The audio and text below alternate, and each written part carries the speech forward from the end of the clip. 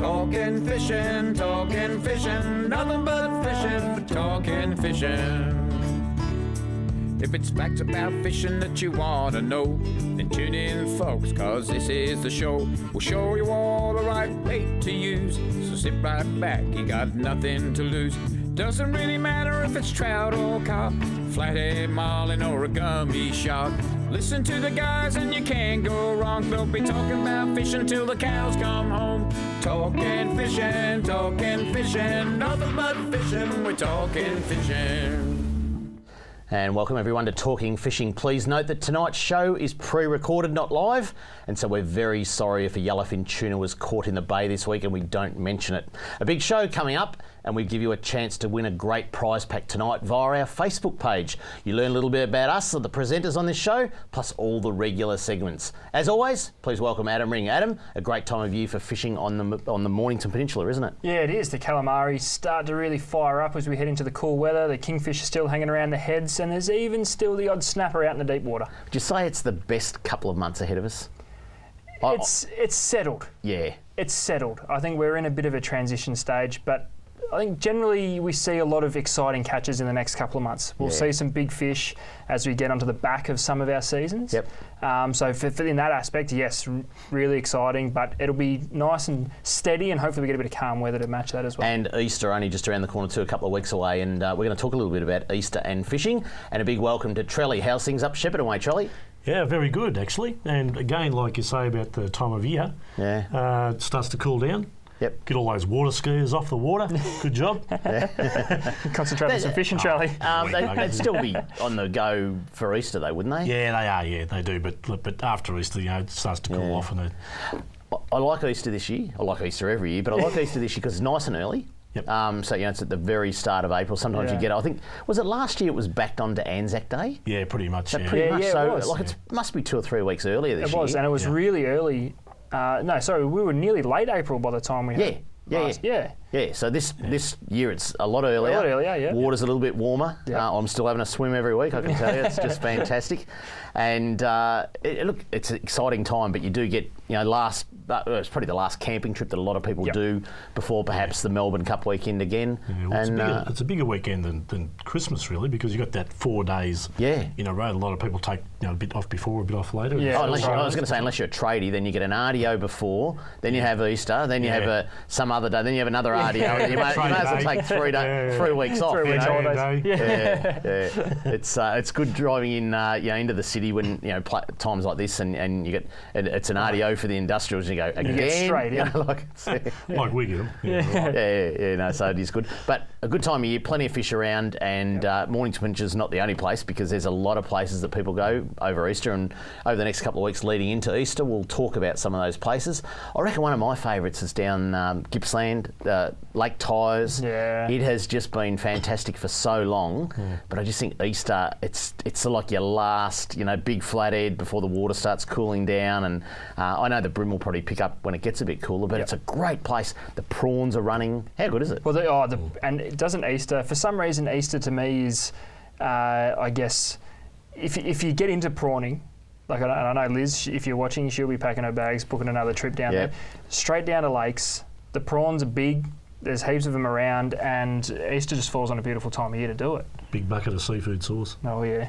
Absolutely, yeah.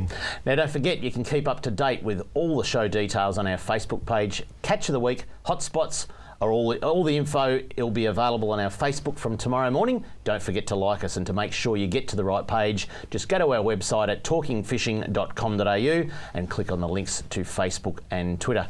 Now, boys, it's time to check what's being caught by the people at home. Let's have a look at some of the catches of the week. Catch of the Week, where you get to see yourself on TV.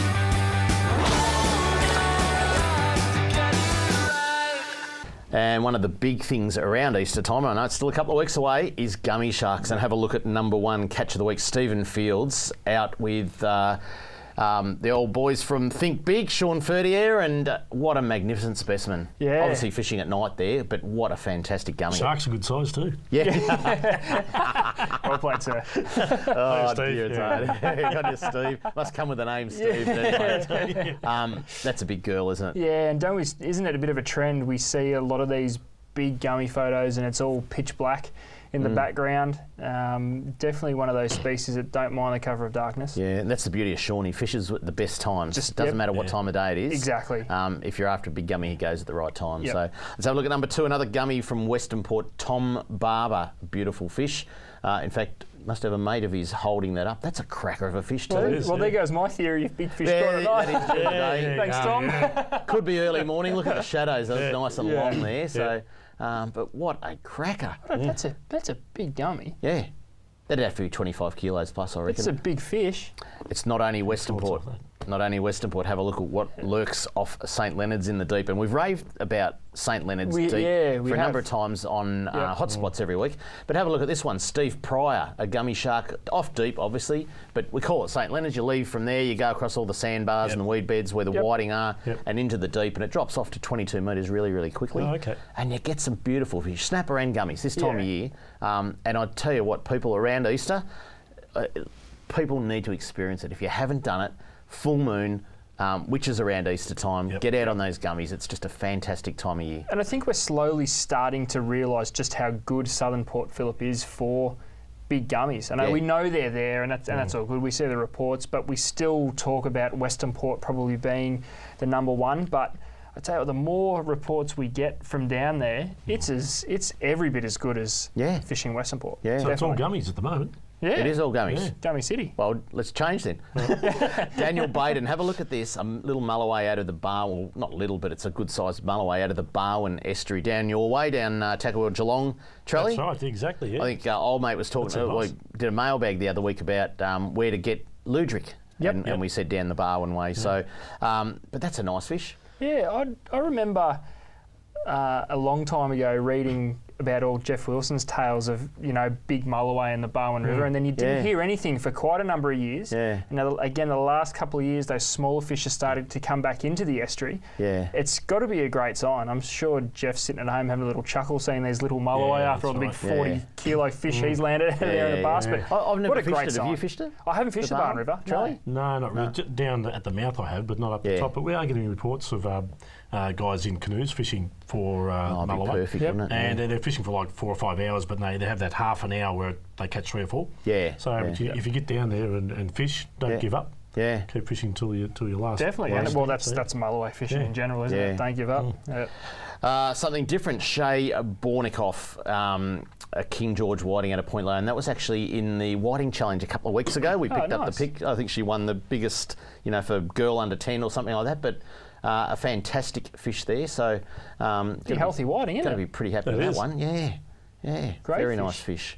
Yummo. People have just got I know. Wouldn't be weighing it in. There's still a lot of people fishing for whiting, but it just seems, people gave up on snapper a little bit earlier than this year and last season, I reckon. So, but whiting just seems to have been going on forever. But people have got to, don't forget, there's plenty of whiting out there, and now's the right time. And from now till June is the best time. You'll get them. Yeah. It's one of those things. I think we just kind of. It's the Victorian way. We'll catch something for a few weeks and then get over it. Get sick of that, do something else. And lucky last, Tyler Meathers, a beautiful King George whiting from the middle spit as well. There's another couple of stonkers. Fish and a few in the background too on the table. Thank you very much. I know the old man Gav would just be delighted having his young man catching those fish, and probably out doing the old man too, I reckon. Yeah, I reckon. I've seen a few photos of Tyler pop up across the traps in the last couple of weeks, and he's been dominating fish. Don't worry about him. He's and Gav's wife was showing up last week with the big calamari, so some excellent catches that was coming. A great photo. He's going to love that photo in years to come with those 2 teeth missing at the Yeah. Look at that, there's a photo. Have you ever had photos with your teeth missing, Trelly? No, leave them in, mate. Don't take them out now. They're all stuck in, actually. They're all good. If you'd like to send in a pic of your catch of the week, this is what you have to do. If you want to be like me and have your photo on TV, email your fishing pic to info@ifish.com.au. And coming up on Talking Fishing Product of the Week, and you get to learn a little bit about us. And just a reminder, this show is pre-recorded, not live. See you right after this. Talking fishing. Talking fishing, nothing but fishing, we're talking fishing. Our product of the week is a little different tonight. We're going to give you the chance to win a prize pack valued at over $200. What you need to do is look at the 5 lures we show you tonight or check them out on our Facebook page tomorrow. Tell us what brand they are, post your answers on our Facebook page, and the first correct entry wins the prize. We will notify the winner via Facebook. So, Adam, away we go. What's the number 1 product of the week? Okay. Well, without giving it away. I was going to say, I'm going to try and do my best here without telling you what it is. It's like a game myself. Now, to begin with, all of these lures are a variation on the same pattern, just to try and make it a little bit... I guess a slimy mackerel. That's right, yeah. They're all mackerel patterns, just to either confuse you or make it a little bit easier. So number 1, there it is on people's screen at home. Yeah, there you go. You can see it there. I'm trying to think of a clue. Would that have been one of the first ones ever designed? Probably one of the most popular ones. One of the most popular. Probably one of the most popular. Yeah, and we're looking at people at home need to be writing down our hints. Yeah, that's too. right. We're looking at a 30 size here. Just saying. The next one. Too much information. No, it's not Adam. Dave. No. It's not Dave. The next one. That must be a 31 then. No. Some might say that this one might track her quite straight out of the box. So again, a tuna or a kingfish trolling lure. So we're seeing quite a few of them walk out the door at the current point of the season. I've got to take a closer look at these. Now, that's so not readily available everywhere. I don't know what to say without going into too much information. They're all blue. That one's just got different eyes. This just one, say that. yeah, different eyes, and you can troll the hell out of it. I dare someone to try and get that. Sorry, I'm looking at the screen trying to show people what's going on. I dare someone to tow that quick enough to try and pull it out of the water. Oh, there's a hint. Write that down. That just works so hard, doesn't it? Yeah. It does. So that's a very unique design there. It's built for speed. His eyes are almost joined together. Yeah, he's cross-eyed. Cross-eyed, Trelly. That's how fast he goes. Might be from up your way. Now, the next one is one of Paul Worsling's old favourites. There you go. There you go. That's a hint and a half. So if you've been keeping up to date with what new favourites in amongst the others? Well, one of his new favourites might be amongst them. I'm just saying. It's just an old favourite, eh? But that there is an old faithful. That's been around for a long time. It's like Yo, get down. Another deep diver. How'd it go? Oh, Trelly. Yo, get down. Yeah, there we go. Write that down. Write that down. Write down the hints. Write down the hints because he's given them to you. I tell you. So. Now the next one. Trelly. The next one. Is not like the others. It's not like blue. the others. It's not. It's probably one of the newer ones out of. That's relatively new, and I actually saw an Italian gentleman try to fillet that neat at the other day. There you go. That is that much like a slimy mackerel. That is not funny. It's got the little fin, so there's a little distinguishing feature there. Look at the colouring on the back. Yeah, and that is an amazing. Hang on, look. Yeah. Hopefully that doesn't give away too much because there's a little brand right on the top of the head there. That's all right. And if you're good enough to see it, well played. Quick butt, wasn't it? But one of the newer ones, you can troll these quite quickly as well. And I think these will dominate the tuna season. That one is down to 15 metres, I think. Which is pretty full on. Yeah, that's a deep diving lure. You can give that a bit of a hard go. And it's the only one in the pack, comes in the packet with that on between the hooks. Yeah, keep it nice and neat. There you go. Yeah, we said that. Rush into your local tackle store.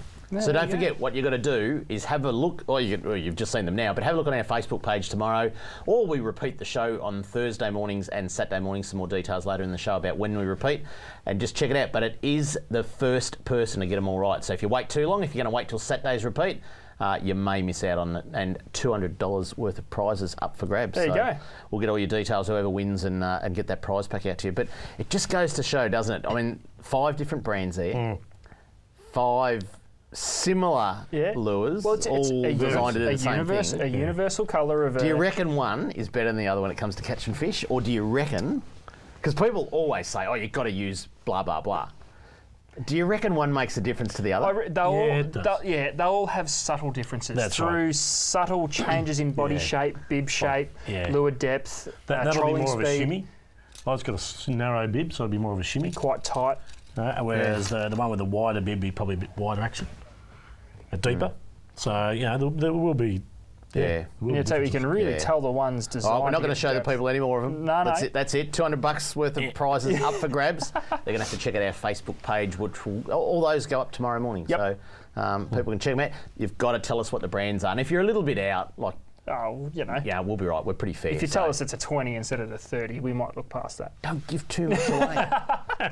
All right, now, boys, we're going to do something different because a lot of people write to us and say, geez, you blokes have got a great job. And this isn't actually our jobs.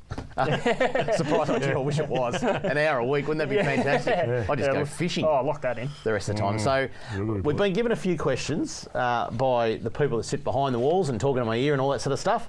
And Trelly, we might start with you. Yeah, oh, okay. Right? We're going to learn a little bit about Trelly now.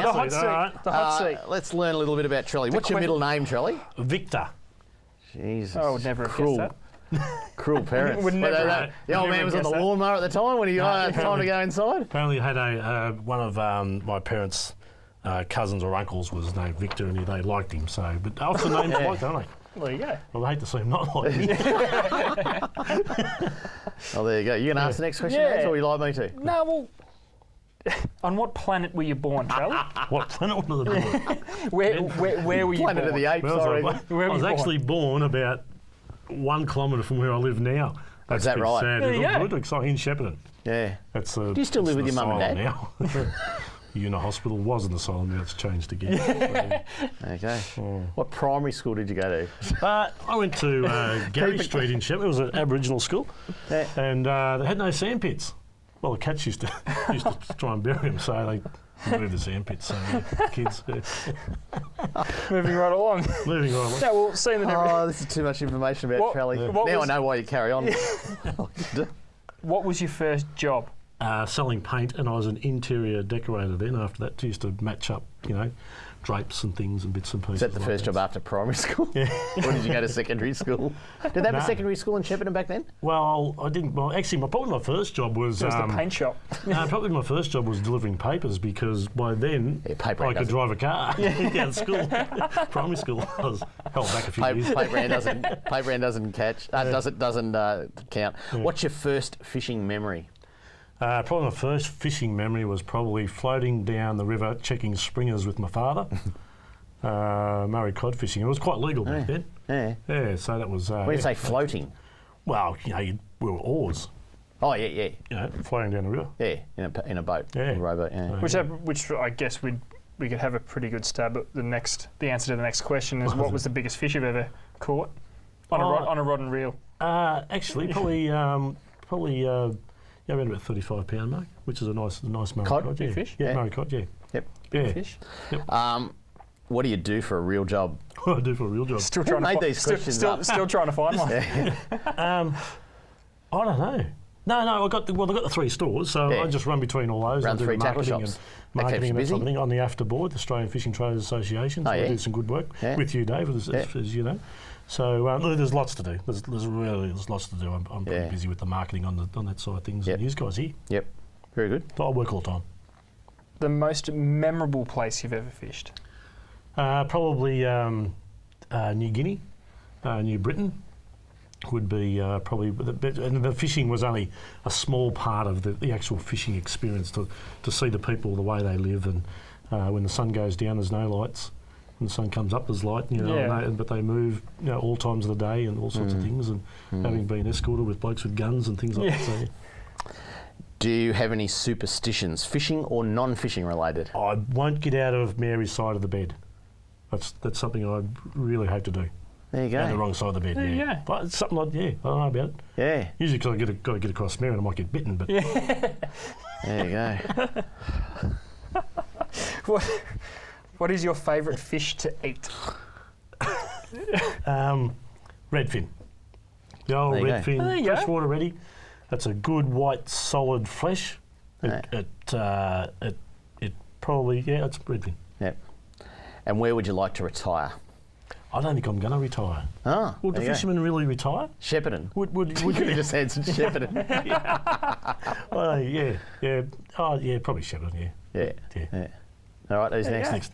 You go next. The host of the show. I'll ask you, we'll hit you with a few questions. Oh yeah, okay, yeah. We'll go from the top. Jeez. Yeah. Same again. Middle name. I've got 2. 2? Yeah, I don't know how. Must be I've royalty. got 2. John Malcolm.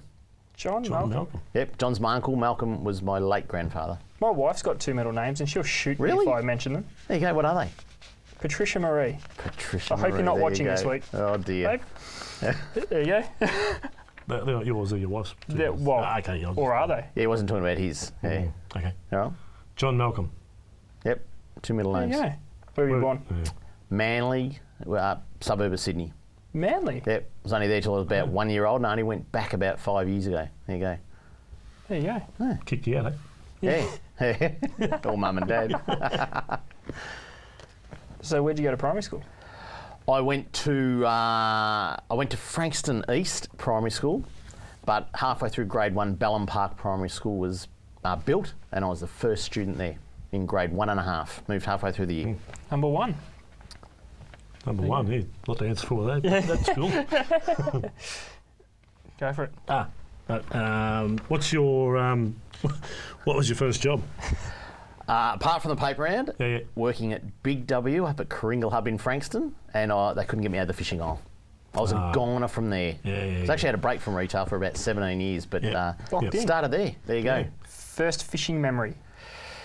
I've still got black and white photos. So before you were born, probably. They never had colour photos back then. And I'm holding a little gummy shark, and it was at Bateman's Bay, and I remember it only because I've got the photos of it. So There you go. yeah, there you go. What was the biggest fish you ever caught? 136 kilo striped marlin. It's the only marlin that I've kept in my life, which I regretted the second I did it, and it was the first marlin I caught on my own boat.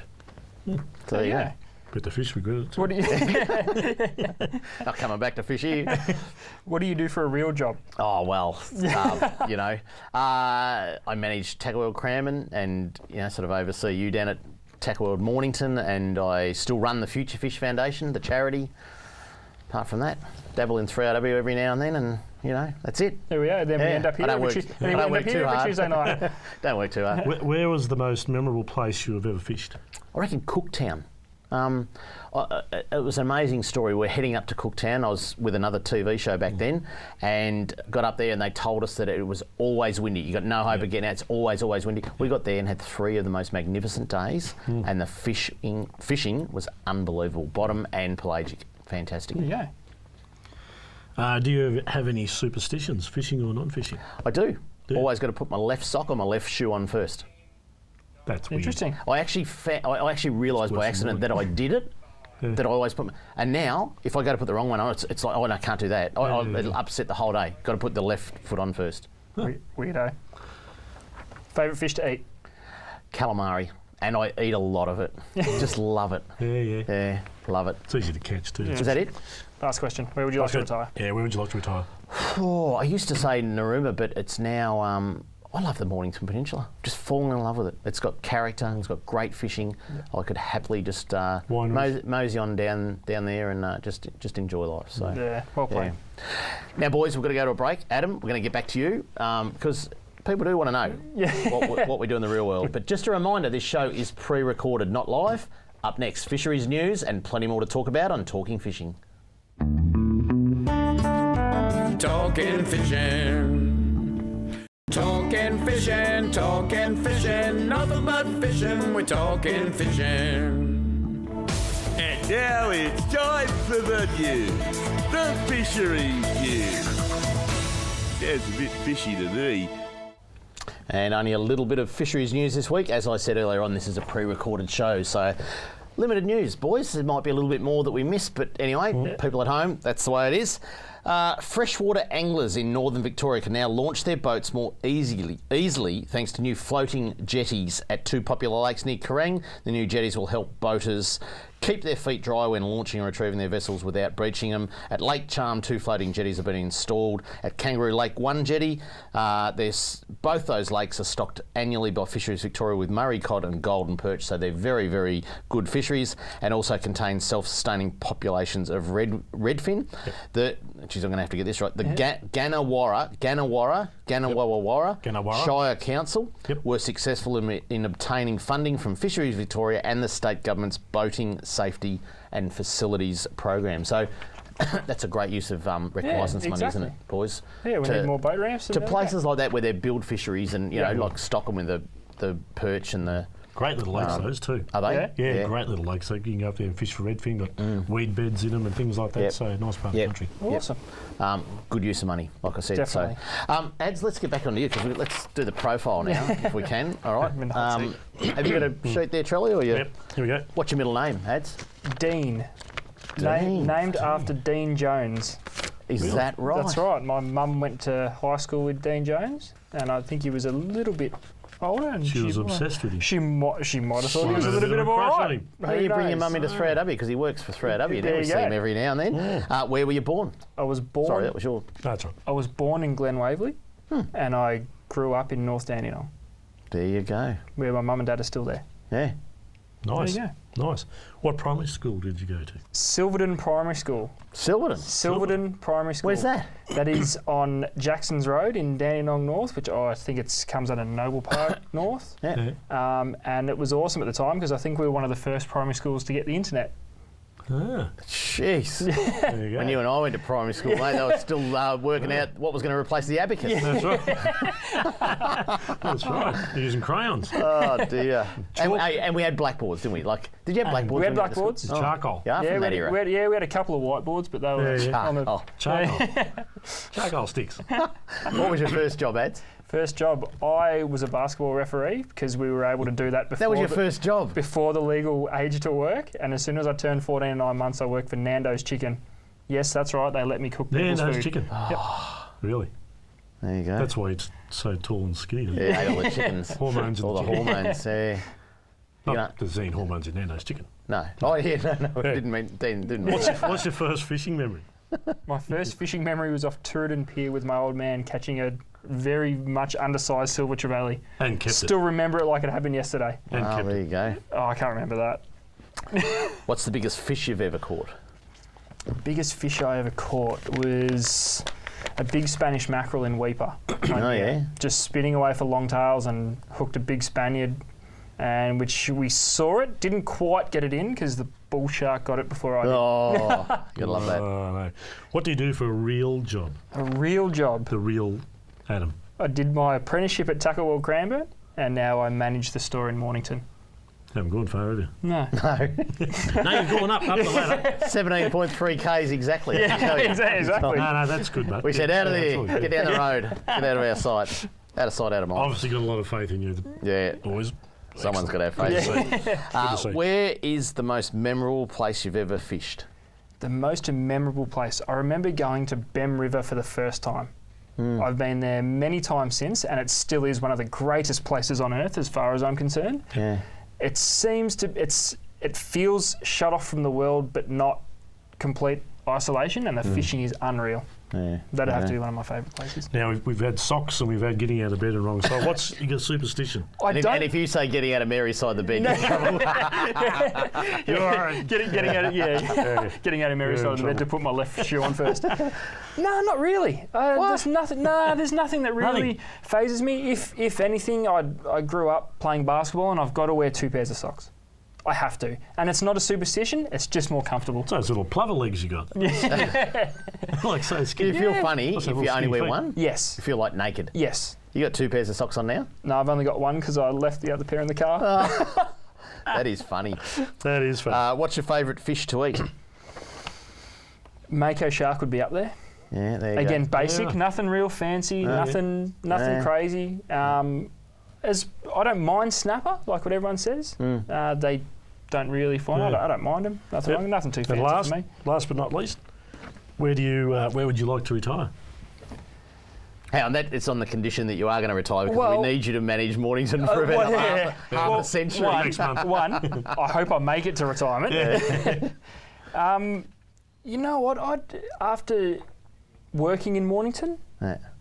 the peninsula would be It's awesome. a beautiful place. Because it is a hive of activity in the summer. You got nice peace and quiet in the winter. You're in a nice and relaxing place without being too far away from civilization. It's magic. It really is. Yeah, it is. Well done, boys. Hopefully the people at home know a little bit more about us. We just want to take that opportunity. That is a recorded show, as I said. And anyway, hopefully the people know a little bit more about us. Up next, Kramer's Mailbag and plenty more on Talking Fishing. See you after this. Talking talking fishing. Talking fishing, nothing but fishing, we're talking fishing.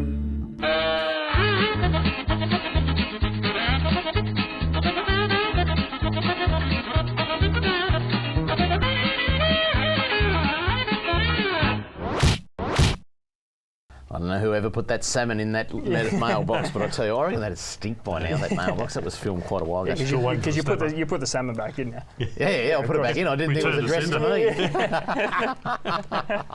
Oh, that was funny that day, I can tell you. People were looking at us on a major bus route that day, and we were getting a few stares out the windows. But anyway, congratulations to Australia Post on keeping their boxes clean. Bit of mail this week, boys. Hi guys, just wanted to say great show and great outcome with your Tolondo campaign. On the point of ramps and cleaning facilities in Victoria, we are definitely being skinned when you compare the facilities that are available in New South Wales and the no-fee policy they adopt. We Victorians are paying our fishing licence fees as well as ramp fees, which are not a requirement in New South Wales, and seem to be getting less and less for our dollar, to the point councils are taking facilities away from us. Any chance you can broach this subject with our government rep at the moment? It's building and... as the momentum is building and our voice should be getting louder thanks to your platform. Kind regards, every Victorian fisherman, on behalf of Jared O'Mahony. Jarla pile. Yep, definitely. The jarla pile. I don't know what it's going to take because, I go to Narooma most Christmases now, and 4 boat ramps within a kilometre of each other in the town of Narooma. Every one of them has got running water to flush your engines. Every one of them has got running water to a cleaning table. And you don't have to pay. Yeah. Like, seriously. It is. Like, I know we can't protest and just say, OK, we're not launching anymore, because you can't, but what do we do? What do we do? What's the answer? It's in New South Wales, are the boat ramps owned by the local council, or are they...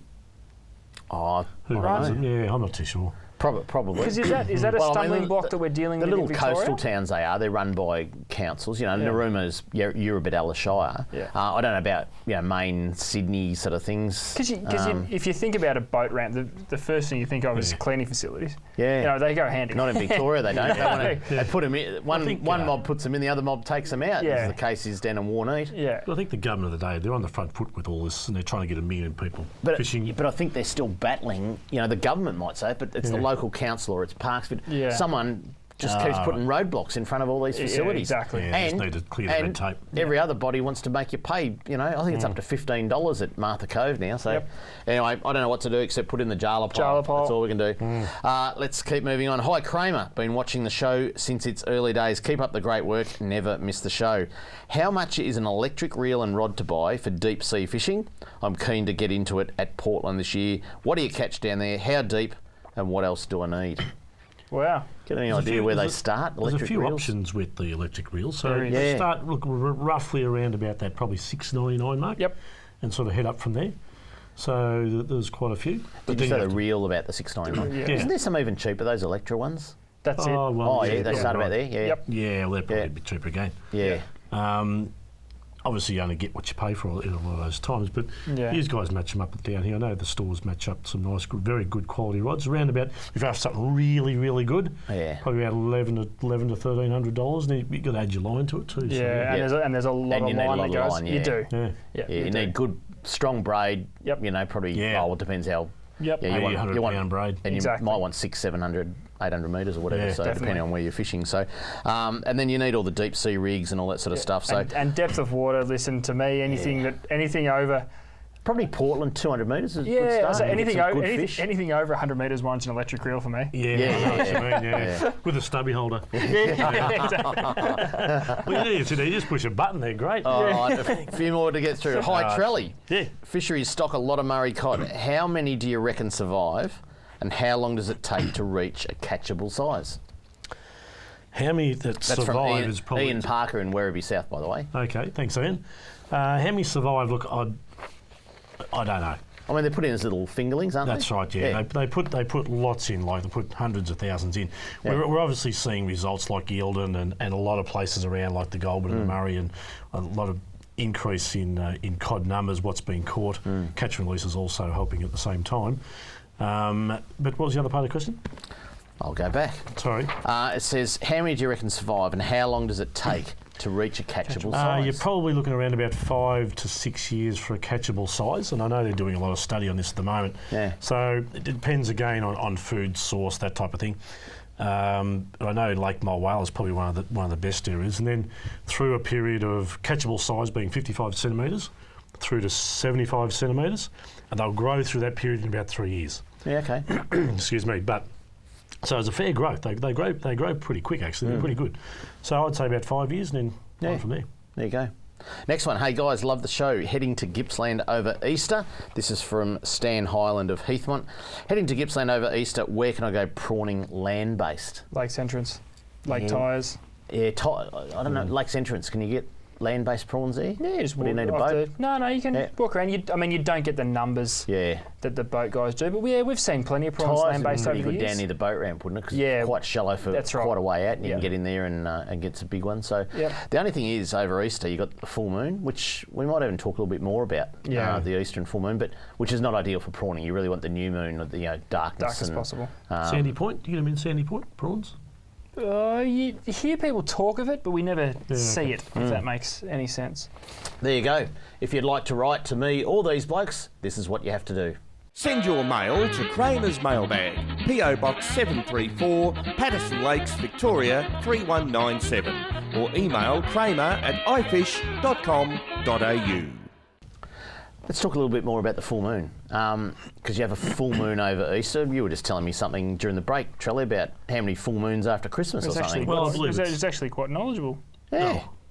You must have gone to a pretty good primary school. I was a little bit surprised.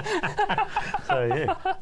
That was an eclipse. So, but it's usually three full moons after Christmas, which is the birth of Christ, that type of thing. So, and that's why Easter. That's why it falls. Easter falls at different times. Obviously, the full moon. But that lead up, I know freshwater as far as Murray cod and that type of thing. As far as the lead up to Easter is always that full moon. Yeah, and it's one of the best times of the year to fish. Absolutely one of the best times of the year to fish. At night or just in general? No, both. Yeah, both. Yes, surface. So a couple of weeks ago, I had a shocker of a weekend. I spoke about it last week, but gives you lots to drink. Yeah. No, I had a shocker of a weekend, and it was full moon was on I think the Saturday, and Sunday. Like I would have done, as I mentioned last week, 60 kilometres to catch 4 whiting. It was hard yakka. Every other boat around us, it was just really, really tough fishing. And those pelagic fish, as we come across the seasons, we all hear when the bluefin run starts at Portland, the fish go hard, really. All the charter boats don't want to go out over the full moon period. The kingfish went pretty quiet this year over the full moon period. Always do. Down the heads and places like that. It's an interesting thing. Yet full moon, the gummy fishermen and mulloway fishermen rubbing their hands together going, how good's it? But they're fishing at night though. They are fishing at night. So getting back to the cod, sorry, Charlie. So cod, what is it about the full moon? What do you reckon? Look, I'm not sure because it doesn't sort of have the same. Probably February, it's probably almost as good. Yeah. Easter's really, really good. But it doesn't sort of happen all the way through the year. Like you can't sort of pick always a full moon. But it's an interesting. Sorry, I just remembered because something. You're supposed to eat fish. That's why. Yeah, that's right. It's a Good Friday. More people fishing. I forgot I remember what I was going to say. When I was looking around for a mark the other day on the Pinnis channel out near Mud Island, I came across a mark that I marked last year, and it was called Easter Sunday whiting. So even though I said 2 weeks ago we had a really, really hard weekend, that Labor Day long weekend, full moon and that. Yep. Last year I must have got some really good whiting on Easter Sunday. Yeah. Because I actually marked the spot saying that's it, Easter Sunday. And quite often I write little things like that about the time and all that. Yep. You name your GPS marks that. So, but anyway, who knows? We're not meteorologists or whatever you need to be. What if scientists that study the moon? Who knows? But anyway, coming up this week's hotspots and what's coming up on C31 Fishing. Be back shortly on Talking Fishing. Talking fishing. Talking fishing, nothing but fishing, we're talking fishing. Hello, Richie Minnow here. It's now time for this week's Fishing Hotspots on Talking Fishing. Marvellous. Do you know Richie Minot's got his own Facebook page? Have I said that before? He's probably got more friends than all of us He combined. probably has. But anyway, how funny is that? Yeah, I like that. Let's have a look at some of the hot spots this week and some places to fish this weekend. Clifton Springs is number one, and some beautiful King George whiting coming from there.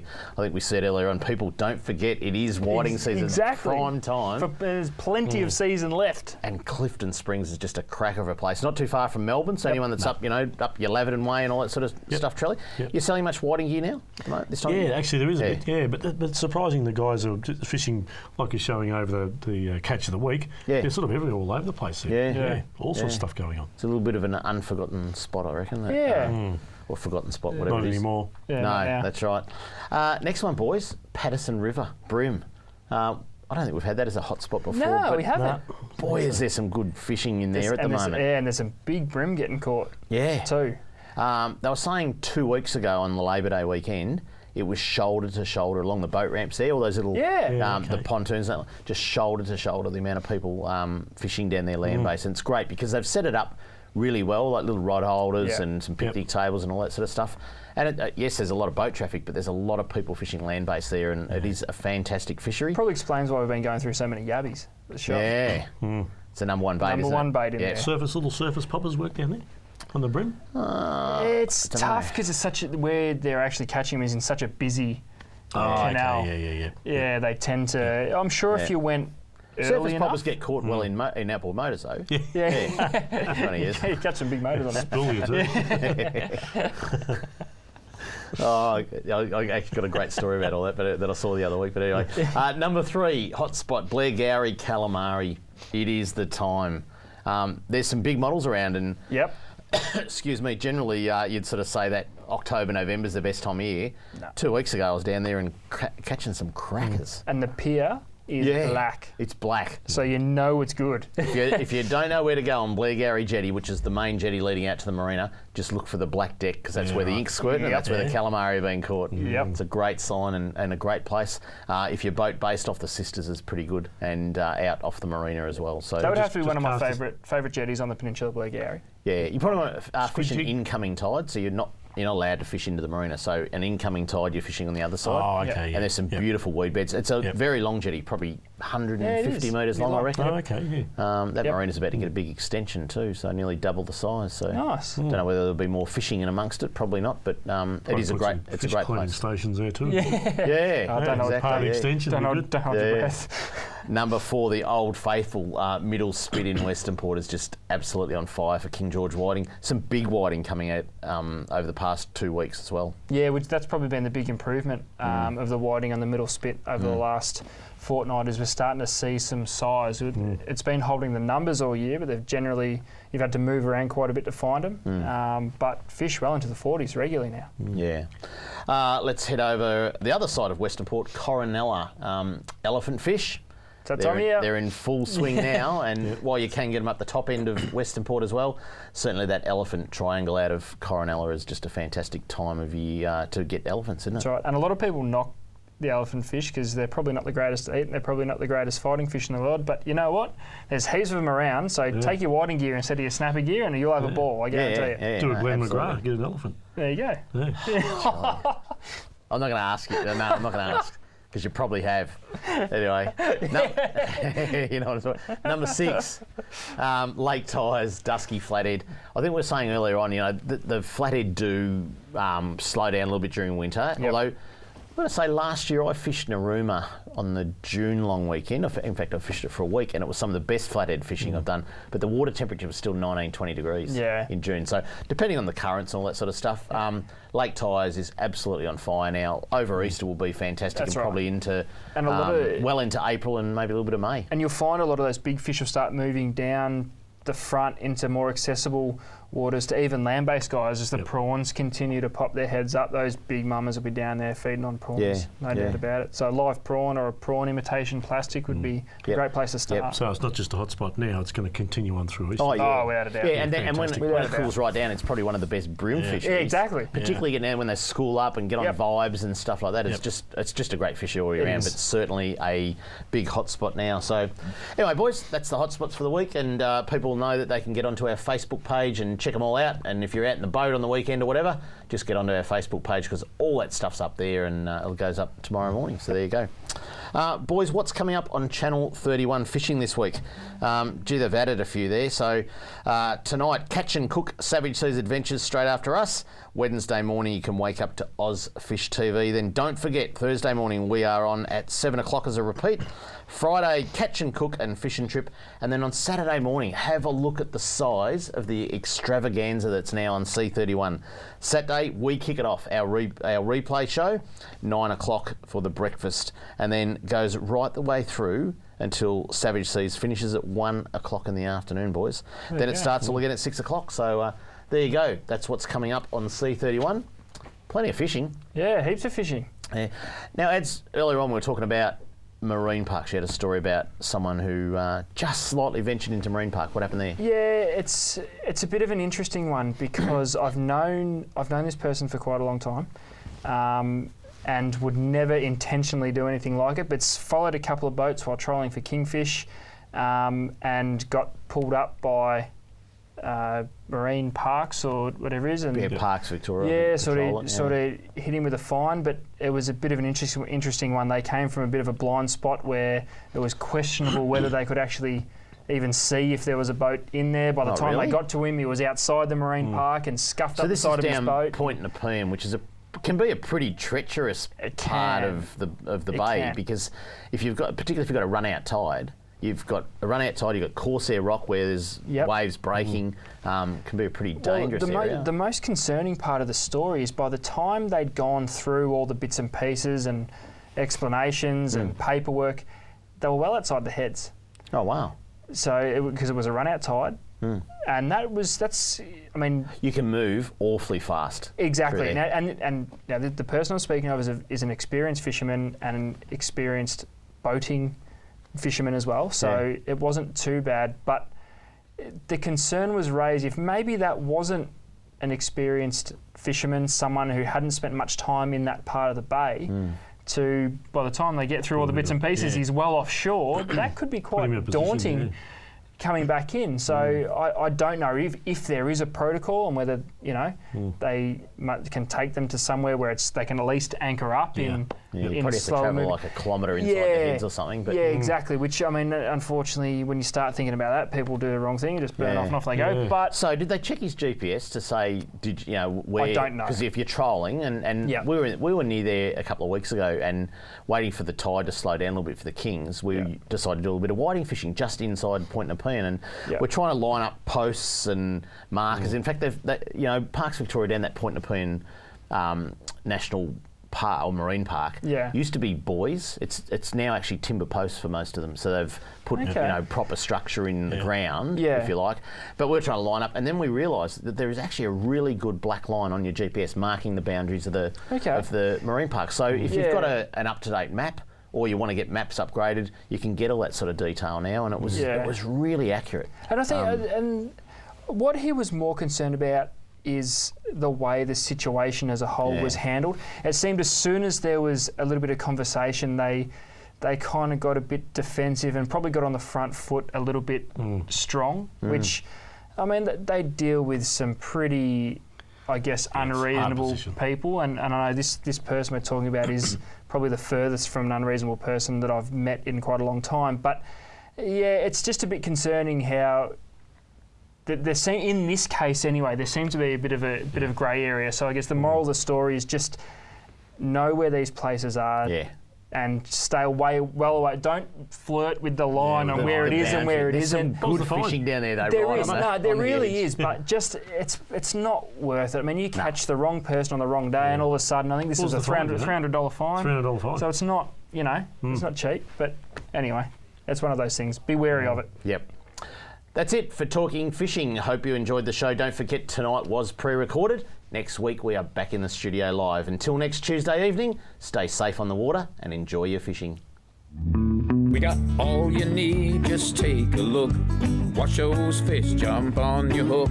So just relax and take your time. Enjoy the show, then drop us a line. Talking fishing, nothing but fishing. We're talking fishing. Talking fishing, nothing but fishing. fishing, we're talking fishing. Talking fishing.